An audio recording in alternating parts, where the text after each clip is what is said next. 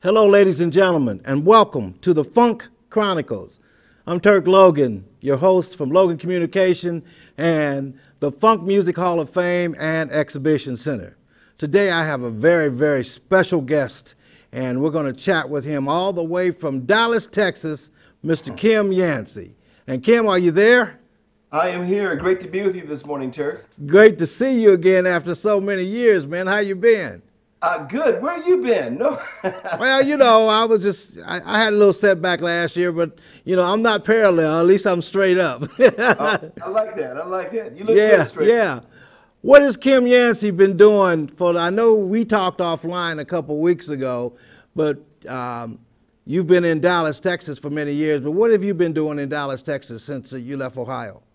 Well, you know, I came here in '96, and actually, when I had my advertising agency in Dayton, I had a client here in Texas that was launching a positive television network, and it so intrigued me and so aligned with what I was about, Turk, that he asked me if I would come here and run all the marketing for his television network. And so that's what brought me here in 1996 to handle all the marketing and global strategy for this new television network that later, a couple of years later, was sold to a whole nother company.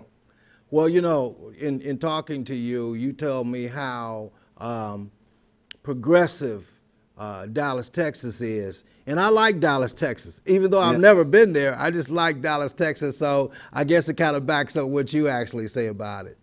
You know what, Turk? The interesting thing when I came here, I had heard stories about Texas being a very vibrant market and, hey, it's really growing and, you know, this is the time to come out here. And what I've come to realize is that this city, cities have personalities and their own kind of cultures. And when I've never been in a city that has such a, what I call a can-do or unlimited kind of culture where, you know, whatever it is you want to do, the opportunity is here.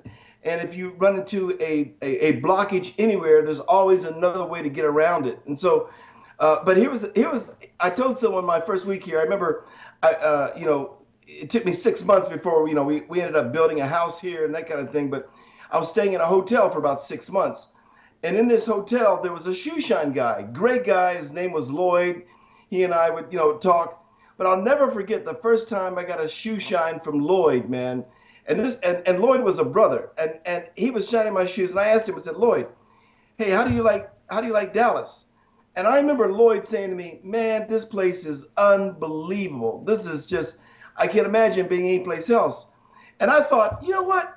When's the last time a shoe shine guy told you that everything is just unbelievable? In other words, you know, from a perception standpoint, no matter who you talk to, they had good things to say. So I got to tell you, it's been really great for me and my family. My car washed at in Kettering, Ohio. There's a shoe shine guy by the name of Grady. And he has a pulse of everything that's going on in the city because everybody comes to him to get the shoe shine. So I understand exactly what you're saying. Kym, you were with one of the legendary groups called Sun from Dayton, Ohio. And talk about how that evolved and where it actually came from and all you guys getting together and everything. Well, you know, I was one of the new members of the group. In other words, Byron Byrd, and they had the Ohio Majestics. And it was a group of guys, you know, some from Roosevelt, some from Rolfe, but a group of guys that in high school that all played together. Chris Jones, who passed away last year, as you know, and you know, John Wagner and Hollis Melson and Byron Byrd and just a great group of guys. And I had my own band that I had. And as a matter of fact, John Wagner, the trumpet player before it was called Sun, it was called the Overnight Low, was the guy who recruited me out of the band that I was in. But you know, it was an unbelievable time. You know, playing at that time. Byron had a studio in his garage on West First Street, is where he had a house right across the bridge, and he had a garage with two levels, you know, and you know, we would practice up there. But you know, I got to tell you, Turk, it was a magical period, you know, and you know, even at that time, you know, we were all so close to it. It was, you couldn't even fathom the level of talent, musical talent, you know, back then when we started kicking. So this was 1974, 1975, when all this was kicking off. Well, you know, I guess when you said you guys rehearsed in a band, I guess that was part of the terminology where garage bands came from. Right. That's and that's exactly right, man. As you guys progressed, you ended up getting a record deal. Yeah. And the record deal was with Capitol Records, I believe. Yeah, it was. In fact, getting that record deal was something else, because the band, when we actually got that record deal, the band had disbanded. There was this brief period of time where the band was not practicing, the band had not been together. Bo Ray Fleming, the manager at our time, who also has passed away, used to live in New York City. You know, Bo shopped, and Bo, by the matter of fact, our manager also managed another group called Mandrill, which is really hot. And later, when Sun was, you know, while we were performing, he also picked up another group called GQ. Okay. That had that big smash. But the fact is, this was really about selling a dream, because Bo had some tracks of the band, played it to Larkin Arnold, who was head of A&R artist repertoire for Capitol Records, and I'll never forget.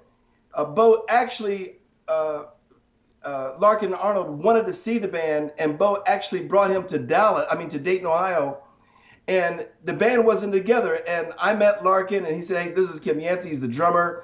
Here's Byron." And he explained that the band was just going through a little reprieve at the moment. I don't know what he was thinking, man. I don't know if he thought that at the last minute he could pull the guys together. But the bottom line is, Larkin Arnold with Capitol Records liked the music so much, he said, "Hey, look, I'm going to go ahead and take a risk and sign these guys." I know Larkin, and I remember Larkin when he was with CBS. Speaking of Bo Ray Fleming, I don't know if you can see this picture, but this is you and Bo Ray Fleming, and I thought it was in London, England, but it says December of 1978. So, and I was in London in 1977. So, but I never told you the story that happened with Bo Ray Fleming and myself. Bo called me one time, and he was just turning me out over the phone. "Why aren't you playing Sun? And we've got all these records being played around the country, and how come you're not playing Sun?" And no kidding. Oh yeah, I mean, I was in my office, and I thought I would just kind of tighten him up a little bit. So what I did was I got an old 12-inch record, and I said, "Bo, and I put him on speakerphone. I said, you listening to the phone?" He said, "Yeah, man, I'm listening." He called me from New York, and I took the record and I smashed it on my desk. I said, "Wow. That's your record, you son of a gun, you." He said, "Oh no, what did you do?" Because it wasn't you guys' record. I said, "Bo, what you don't know about me, I always supported Dayton, Ohio groups, and we've been playing the song on our survey and so on and so forth." And I'll never forget, in 1977, I was in London, England. I was at the Playboy Club in London, England, and I started getting these drinks from somebody, and all of a sudden, I said, "Well, where are these drinks coming from?" And Bo was sitting behind this big elephant plant. And he said, "Man, I'm so sorry for what I did, man." He came over and we just kind of kissed and made up. And, you know, he was really into his group, Sun. Kym, have you been doing any production, any performances or anything since you've been away from it? Okay, so all right. So after I left the group, in fact, it was 1981. We were in South America. We were on a tour down there. Sun was real big in South America, because we looked so multicultural, and so people really identified with us in that market. But I remember I left that group, ended up starting an advertising agency, and really, you know what? When I got out of the group, a group is just like a business, right? It has its ups and downs. There were far more ups than there were downs, but economically, we were just going through a really tough period. And so I ended up getting out of the band, and just to keep the cash flow going, I ended up doing jingles. And so musically, it's actually kind of backwards, because you hear about people who maybe start out doing jingles and end up getting a record deal. We had the record deal, and I ended up doing jingles, and that turned into a full service advertising agency. So for 15 years after I had left Sun, and after we had our big hits, Sun Is Here, I Had a Choice, Want to Make Love, Come Flick My Bick, Radiation Level, all those songs, I did the advertising thing. So I used a lot of music then. I was hiring all these musicians. I mean, I had Jimmy from the Ohio Players play drums on some of the jingles. We had Belinda from Midnight Star. She was in the studio doing jingles. Keith Harrison. I mean, we had an unbelievable lineup of phenomenal musicians, and we were winning awards like you can't believe, Turk. And then, we ended up doing a bunch of jingles for WDAO, which were unlike any jingles any station ever did. Well, I remember, because you guys were in Xenia, Ohio. Exactly. So, yeah, I remember. As a matter of fact, this is a picture of Sun's radiation level from the promotion that you guys did for WDAO. I think it's Langford Stevens and myself, and yeah. I always kept this picture for that reason, for historical reasons. And also, you're in a new venture right now called Living Happy. Give me a few minutes about that. Okay, so a year and a half ago, all right, so through all of that, Turk, I ended up where I am today is I've come to a place where I've really done a lot of research behind happiness around, so many of us, man, we get to a point in our life where we're thinking about, man, what is this all about? Everybody is doing what they do ultimately for happiness. And I really wanted to research this and really discover that most of us have the whole wrong thought around what happiness really is. We really don't know what authentic happiness is. And most of us think that happiness is about, what I call the prize at the end of the rainbow. And it's not the prize at the end of the rainbow. It's the gift right from the beginning. That happiness actually is, and the science has proven that happiness is the precursor to success. And the happiness comes first. The happiness is available to everybody right now. We just haven't learned how to tap into it, Turk. So what I've done is I've launched a magazine. It's a year and a half old right now. It's the fastest selling magazine in the history of Whole Foods. It's at Barnes and Noble. It's in, it's in book stands all over the country and airports. People are subscribing to it. In less than a year and a half, we have over 300,000 paid circulation for the magazine. We have over 900,000 readers. So it's all about the science, the academic proof, and the studies around happiness, but I put it in a lifestyle magazine format. I have an incredible writing team. So what we're doing, Turk, is we got a little lofty goal, and our goal is to make the planet a happier place. There's so much negative news that something had to be done. And so instead of talking about it, we launched this program, and we're having an incredible time. Well, let's talk a little bit about Dayton, Ohio, and the Funk Museum Hall of Fame and Exhibition Center. We have a major league project that started probably about a year or so ago, and under the auspices of David Webb, who is the president and CEO. And we are planning at some point in time putting a funk museum in Dayton, Ohio, like the Rock and Roll Hall of Fame. Give me your assessment of the need for that here in Dayton, Ohio. Oh, I mean, I think the need is tremendous. I mean, first of all, it's all about inspiration and empowerment. And, it'll give, first of all, our community, we just, I don't like to use the word deserve. Let me just say, I can't think of another city that's more qualified to represent the funk, Hall of Fame. I mean, I can't think of any place else really in the world where there's been such a focus on funk music than in Dayton, Ohio, and the groups and what we all accomplished. But I mean, something like that for us would be incredible, but economically it would be phenomenal. But it would be a place of pride, and I think it's very important.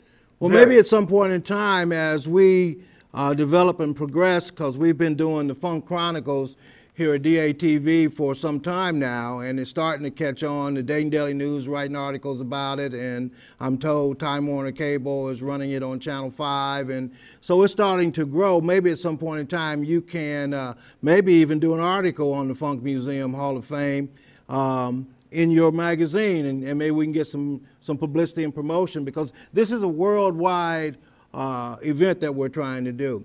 Yes. Let's talk a little bit about education. You know, I know you've been heavily involved in education.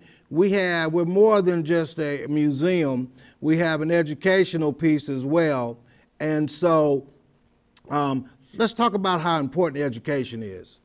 Well, you know what? I mean, can you imagine a world where, we just remain stagnant, where we weren't growing, where we were expanding, and the ideas and creativity, and just Turk, I mean, education is everything. And I tell people, this is not about also what you learn in school. I mean, formal education will earn you a living, and that's very important, but it doesn't stop. Self-education will earn you a fortune. And so it's very important that you're constantly renewing, re-educating. The world changes so much. I mean, when I have my advertising agency today, I mean, not one thing that I was doing in the advertising industry, over 15 years ago applies today. I mean, in that time, social media, all of that has come into play. A whole new terminology has come into play. So, I mean, it's imperative that you are constantly renewing, educating, recharging, everything about you. You don't want to get in a situation where you recycle the same old thinking all the time. Right. I mean, just to recycle what's always been in your mind doesn't take you anywhere. You know, I almost had the pleasure of visiting with your lovely wife, Sandra, last year. It just happened to be in February, and the weather was just so bad, didn't get a chance to go to that with the event that Ricky Pooh was pulling off in Dayton, Ohio, and I'm told that he may do that again later on this year. So what has she been involved in?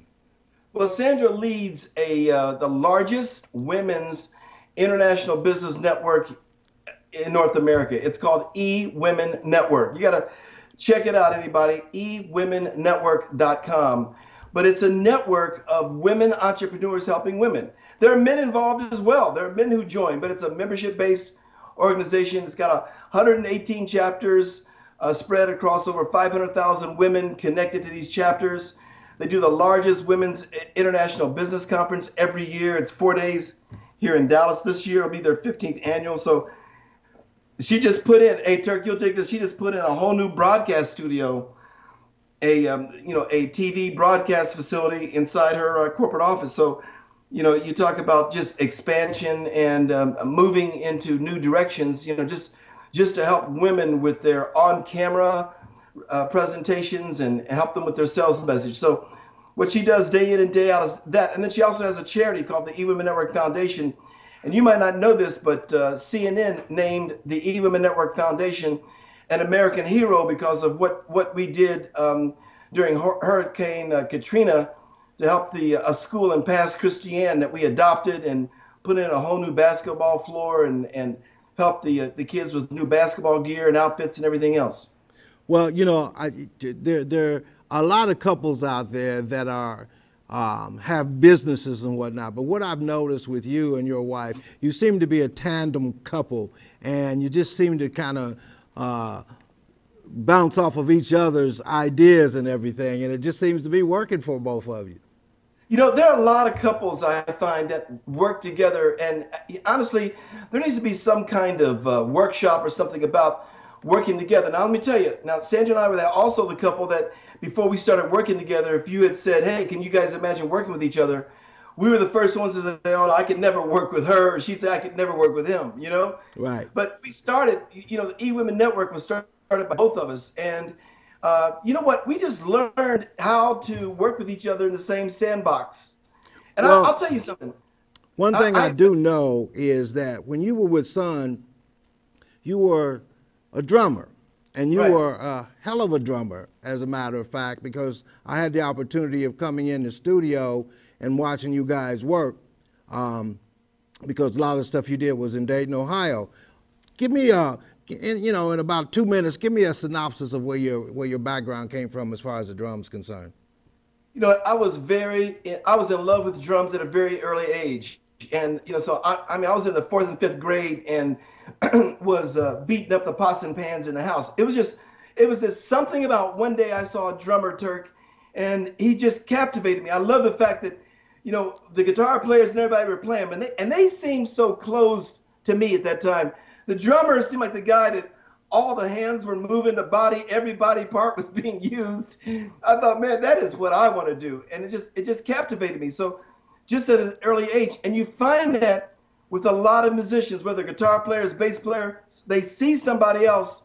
And, and I got to tell you, I remember being a freshman in high school at Chaminade High School, and the Ohio players played at one of our dances, man, before, they were famous. And I was mesmerized by them. At that time, Jimmy wasn't playing with them. It was a whole other drummer, Greg Webster. But you know what? That's how it was. I was just mesmerized by those drums and just loved it and just practiced as much as I could. Well, Jimmy told his story. We were together in Dayton, Ohio, a year or so ago, and he told his story, how he got with the Ohio players. And he was saying that Greg got sick, who was the drummer at the time. He got sick, and when he got sick, then they needed a drummer, obviously, and then he stepped in, and Greg was never able to get his job back because right. Jimmy stepped in many, many years ago, and that's an interesting story, how he became the drummer for the Ohio players. Kym, in closing, give us something for the Funk Museum and your assessment of everything we're trying to do here. And let's you and I definitely stay in touch. And as your paper grows, and as your magazine grows, we want to definitely make sure that we're able to follow that progress.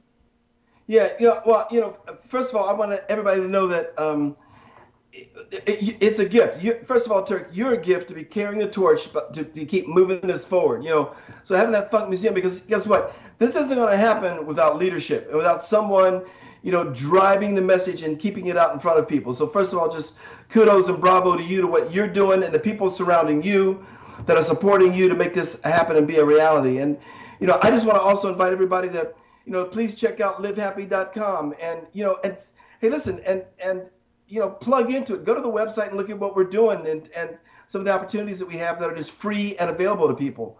But I just say, look, I'm just so proud of Dayton. I'm so proud of what we're about as a community. I'm so proud of what the musicians brought to the area and what this Funk Museum can represent for us as an incredible legacy for all of the great accomplishment and hard work. Well, Kym, thanks, man, for joining us on this day for the Funk Chronicles. Good luck to everything you're doing. Tell your lovely wife we say hello, and we'll talk again soon. You got it, Turk. Thank you. It's Turk Logan for the Funk Chronicles from Logan Communication and the Funk Music Hall of Fame and Exhibition Center. We'll see you next time.